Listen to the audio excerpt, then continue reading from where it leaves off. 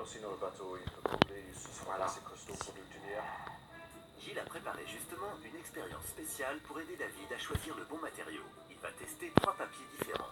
Je vais prendre mon papier buvard. Ici, c'est le même papier que tu as. Ouais. Et puis, on va prendre le papier étiquette.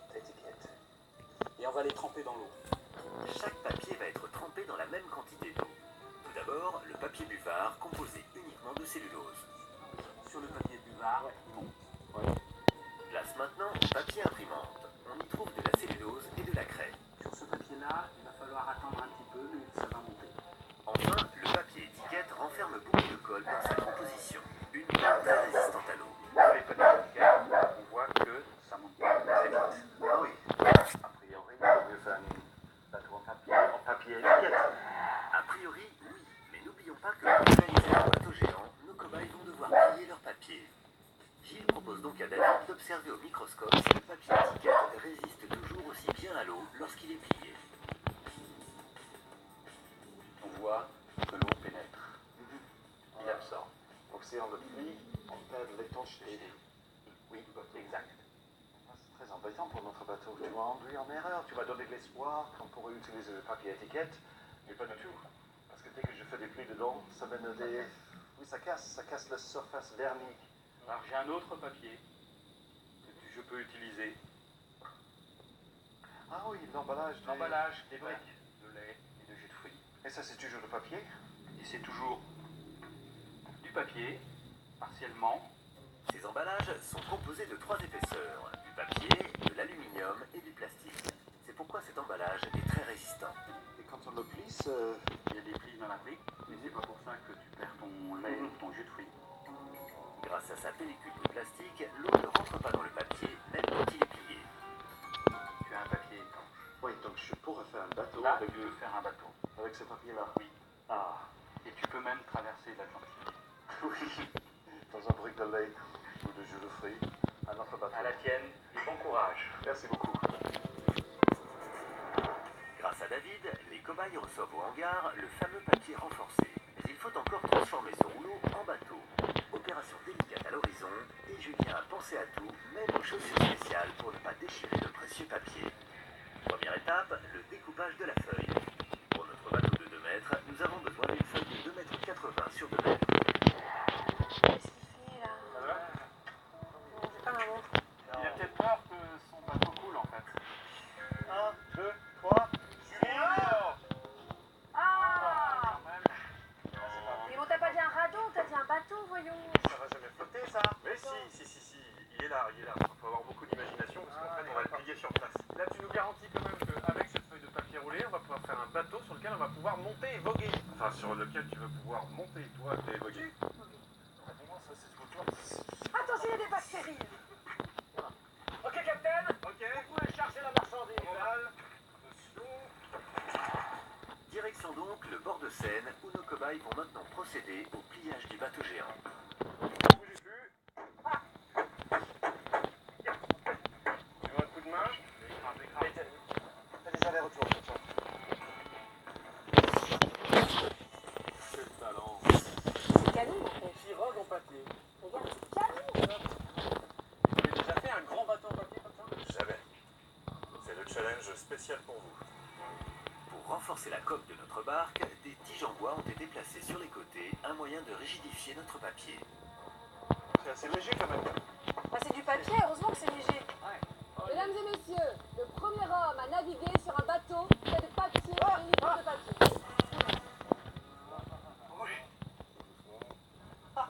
Salut Vincent. Salut. C'est génial. C'est bon. Non, pousse pas. Ah, ça marche, ça Reste zen, continue à être zen. Je vais même faire un demi-tour. T'as conscience quand même que t'es sur un bateau en papier? Oui, non, j'en ai pas vraiment conscience parce que ça prend pas l'eau pour l'instant. Vincent prend de l'assurance et part naviguer de plus en plus loin sur son bateau en papier.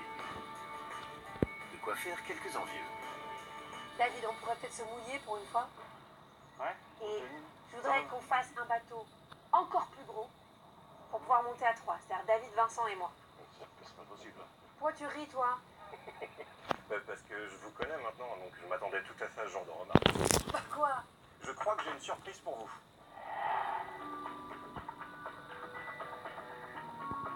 La surprise, la voilà. Oh là là, Oh là là, mais c'est pas possible. la folie des grandeurs. Non mais attends. Et tu l'as décoré aux couleurs des cobayes? Bah oui, je me suis permis, oui, trop faire un petit peu de déco. Il fait 7 mètres de long. 7 mètres de long? Oui, parce qu'apparemment le plus grand bateau en papier qui a été fait au monde, il fait 6 mètres. Alors je me suis dit qu'un tout petit peu plus, ça vous irait. Ah ouais? Moi ça me va bien, c'est top. C'est génial. Mais il est maintenant temps de découvrir si le plus grand bateau en papier du monde peut transporter nos cobayes.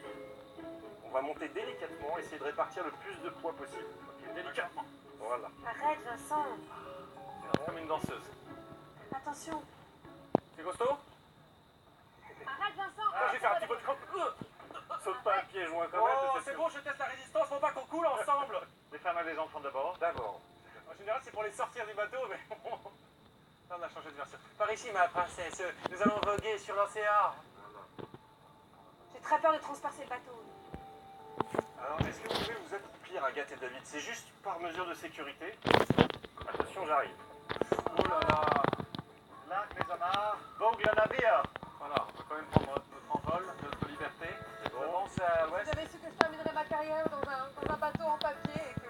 Allez, on peut tous se lever. Soyons fiers d'être sur notre bateau en papier. On a réussi. Le plus grand bateau du monde en papier, mesdames et messieurs, on a réussi le défi.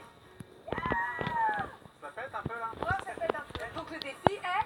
Réussi. Arrêtez, je vous jure, ça m'amuse pas. Ça ne m'amuse pas, ça ne m'amuse pas. Que voyez-vous à tribord, capitaine? Une baleine.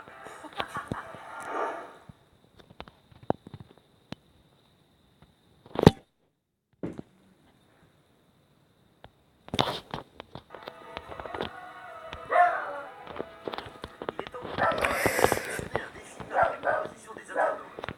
Chaque semaine, Agathe, qui attend un heureux événement, les aide à faire ce choix quotidien. Je lui donne. J'aimerais savoir combien il y a de grains de sable sur une plage. Ah bah merci Je Agathe. choisir la plage. Moi j'ai mieux. J'ai Alors, Théo dis-moi. Cholet qui nous demande si on peut faire une partie de bowling en ne mettant que des strikes. Et le bowling, je crois qu'on n'en a jamais parlé, donc. Il me semble que j'avais une question qui m'avait un peu interpellée. Ah oui, Wendy Guerdretière, est-ce qu'il est possible de faire tomber les deux dernières quilles qui sont à l'opposé l'une de l'autre? Ce qui serait vraiment cobaye, ça serait d'essayer de renverser 100 quilles avec une seule boule. 100 quilles.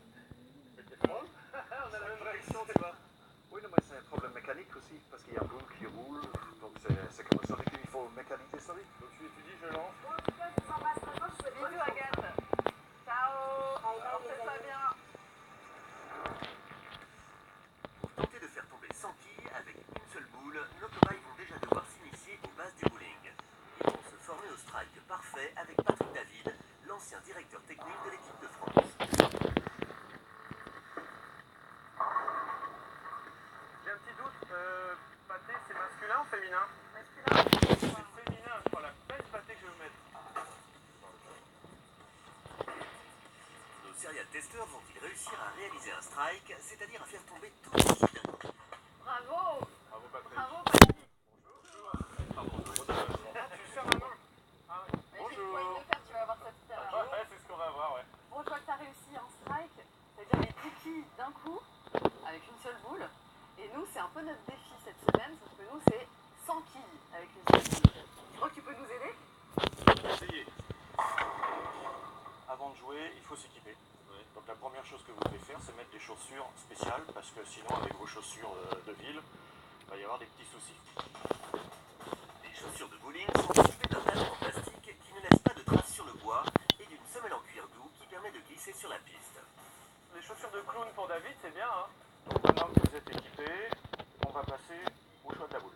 Il faut essayer d'avoir la boule la plus lourde possible par rapport à son gabarit. Plus une boule est lourde, plus elle va être puissante quand elle va arriver dans le lit. Donc plus on a de chance, effectivement, de faire un fameux strike. Pour savoir si la boule est bien adaptée au niveau du poids, c'est de venir mettre le coude là contre la hanche, le bras à 90 degrés. C'est comme du biceps, ça, chez Patrick, hein. C'est-à-dire flatteur. Et donc on va mettre la boule dans la main, hein, comme ceci. Et il faut tenir à peu près 5 secondes sans trembler. Dans ce cas-là, c'est que la boule est à peu près adaptée. Allez, on y va. Avec cette première boule, Élise s'est surestimée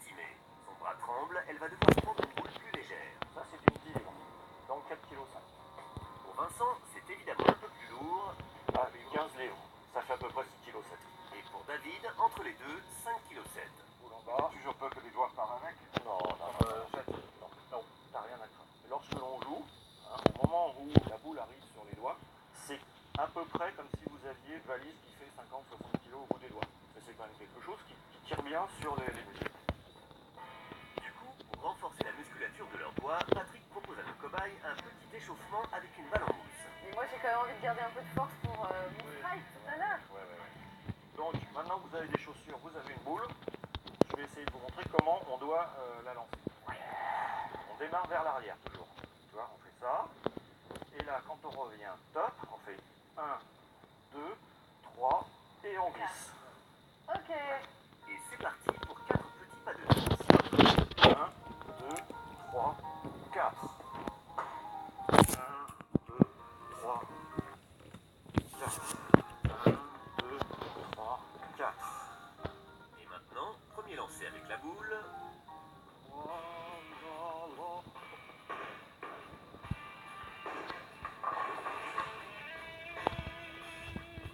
Pas très concluant pour nos cobayes. Patrick a du pain sur la planche. Le souci, c'est que tu n'as pas de direction. Donc il faut que ton coude soit en direction de l'endroit que tu veux toucher. Ta main soit en direction de l'endroit que tu veux toucher. Hein.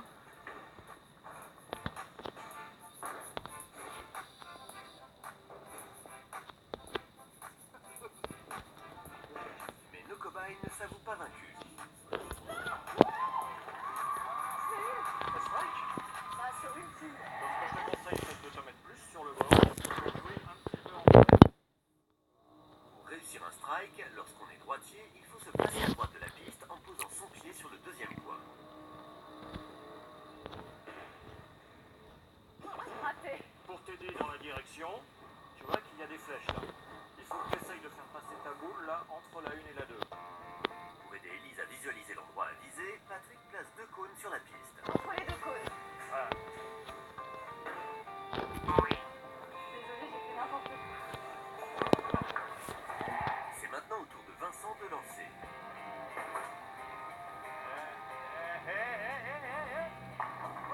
Cette fois, c'est un strike. Seul problème, ce n'est pas 10, mais 100 quilles que nos cobayes doivent faire tomber avec une boule. Pour mettre toutes les chances de leur côté, David va étudier avec Patrick le strike parfait. Donc tu peux voir que la boule elle va arriver entre la quille de tête et la quille qui est à côté et pas plein centre. Hein. Oui. Pour réaliser un strike, la boule change de trajectoire à la fin de son parcours. Elle arrive sur la quille avec un certain angle. Il faut trouver cet angle. Voilà, il faut trouver cet angle. Et d'ailleurs, avec l'expérience qu'on va faire, on va déjà voir qu'il faut bien arriver justement sur les côtés. On va isoler les paramètres. On y va. Pour cette expérience, David utilise une rampe de lancement. Ainsi, pour chaque tir, la boule conservera la même vitesse. Et pour calculer son angle d'attaque, rien de tel qu'un rapporteur géant. Alors on va déplacer. On va mettre 20 degrés. Voilà. Donc je le lâche. Lâche. Ouais. Il est parti trop par là, n'est-ce pas? On n'avait pas l'effet domino sur les. On n'a pas eu l'effet domino. Donc l'angle est trop grand. L'angle est trop important. Et donc la quille de tête s'est fait écarter par la boule.